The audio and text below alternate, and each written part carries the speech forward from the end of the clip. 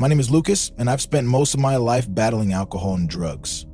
After years of self-destruction, I decided to turn things around. 8 months of sobriety gave me a chance to rebuild, but just when I thought I had my life together, I met Anna. It was a rainy Friday night, and I was at a bar. I wasn't drinking. I had a soda in hand, resisting temptation. The atmosphere felt like it was pulling me in, though. As I scrolled through my phone, she appeared at me. "Anna!" She slid into the seat across from me and smiled. "Soda in a bar?" she teased. "That's an interesting choice." I shrugged. "I'm trying to stay sober." She smiled brightly. "Good for you. That takes real strength." We talked for hours. Her laughter was infectious, her confidence magnetic. She told me she had just moved to town after a bad breakup, looking for a fresh start. We connected immediately, and by the end of the night, we exchanged numbers. Over the next few weeks, I couldn't get enough of Anna. She was warm, caring, and always supportive. Texting me when I struggled, I felt like I was falling for her. She was everything I needed. She was super supportive, laughing, joking. But soon, things started to shift. She questioned my support meetings. "Do you really need to go every week?" she asked one evening. "You're doing so well now, I think you're fine without him." "Yeah, I should have more fun," I muttered. Then I was attacked by depression again. I started to agree. After all, she was always there for me, right? Then came comments about my friends. "They don't care about you," she said one night, her head on my chest. "They only call when they need something." Stopped reaching out to them, feeling like I didn't need anyone else. And I always told me, "We're a team. I'll always be here for you." The more time I spent with Anna, the more I felt myself slipping. Our arguments started small over nothing important, but they became more frequent. She'd get upset if I didn't text her back quickly, or if I didn't compliment her enough. Her accusations were always the same. "You don't care about me." One evening, we argued again, this time over something trivial. What to order for dinner. I was frustrated with her constant need for validation. "Can't you just let it go?" I snapped. She stepped closer, her voice cold. "No. You never listen. You don't see how much I'm giving you." I could feel my anger rising, but then, as I stood there, I noticed something strange. A faint, sour smell lingered in the air. It wasn't overpowering, but it made me pause. "What's that smell?" I asked, frowning, trying to make sense of it. Anna looked down at the floor for a moment before quickly flashing a smile. "Oh, it's nothing," she said, brushing it off.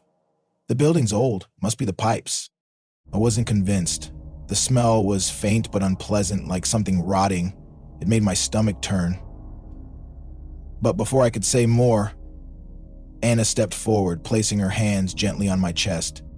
"Don't worry about it," she murmured, her voice soothing. "We're having the moment, remember?" Her touch distracted me, and I was already lost in her presence. The smell seemed to fade as she kissed me, and the nagging feeling in the back of my mind disappeared. She was always good at distracting me when I needed it most. The more I was with Anna, the more I felt like I was slipping. The arguments continued, each one worse than the last. One night, after a fight where I raised my voice, she stood her ground. "You don't care about me!" she screamed, her eyes wild with anger. You're so selfish." The words cut deeper than I expected. I didn't know how to respond, the frustration building up inside me. "I'm not selfish," I snapped back. She closed the distance between us, her eyes hardening. "Then show me," she whispered, her voice dangerously calm. "Hit me. Show me how weak you really are." My breath caught in my throat. Her challenge hung in the air, the tension unbearable. Without thinking, my fist flew out, striking her cheek. The sickening sound of contact echoed through the room, and for a moment I froze, staring at her. Anna didn't cry, she didn't scream. She just rubbed her cheek, as if this was something she expected. "Oh, it's okay," she said softly, her voice almost soothing. "I understand." Before I could react, she kissed me. My guilt and shame seemed to vanish. In an instant, her touch made everything else fade away. I let myself go, unable to resist. In that moment, I was lost. Lost in her, lost in the chaos I had let her bring into my life. I woke up with a heavy head, the sunlight creeping through the curtains. My body ached, and the smell of alcohol lingered on my breath. Anna lay beside me, calm as ever, but something felt off. The guilt gnawed at me. My fist still burned from the violence, but it felt distant, as if it had happened to someone else. Suddenly, there was a loud bang on the door. I thought I was dreaming until men in uniform rushed into the room. My heart raced as they grabbed me, pulling me from the bed. I was dizzy, struggling to understand what was happening. "Lucas Simmons, you're under arrest," one officer said coldly. "What? What's going on?" I stammered, confused. Anna was standing in the corner, her face pale, tears running down her cheeks. "I didn't know," she sobbed. "I didn't know he was capable of this." "What are you talking about?" I asked, panic rising. "What's happening?" The officers didn't answer. As they dragged me toward the door, I saw movement in the basement. Shadows, shifting in the dim light.